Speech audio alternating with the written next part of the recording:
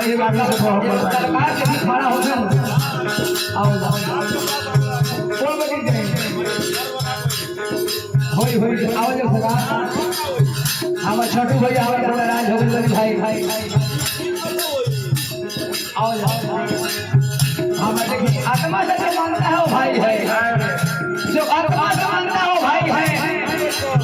जो आत्मा से नहीं मानता है वो कहता है होता भाई